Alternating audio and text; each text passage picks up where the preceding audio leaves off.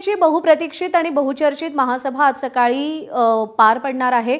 शहरातील खड्ड्यांच्या प्रश्नावरून सत्ताधारी आणि विरोधक आमने-सामने येण्याची शक्यता आहे। रस्त्यांवरच्या खड्ड्यांमुळे नाशिकमध्ये 5 जणांना आपला जीव गमवावा लागला, त्यामुळे नागरिकांमध्ये तीव्र नाराजी आहे आणि आज पार्श्वभूमीवर विशेष महासभा बोलवण्याची मागणी सातत्याने होत होती आणि त्यानुसार आज ही महासभा होणार आहे। कुंभमेळ्याची अर्धवट कामं, एमएनजीएलने खोदलेले रस्ते, खड्डे या मुद्द्यांवरून प्रशासनाला धारेवर धरलं जाणार आहे, त्यामुळे आज जोरदार खडाजंगी होण्याची शक्यता आहे। या विशेष सेवक आता रुग्णवाहिकेमधनं थेट आलेले आहेत आणि जखमी असल्याचा असा त्यांनी वेशभूषा धारण केली, हाताला फ्रॅक्चर वगैरे हे का करतात? आज तुम्ही बघितलं गेलं असेल तर संपूर्ण शहरात आताच खंड्याचा कुंभमेळा भरलेला आहे।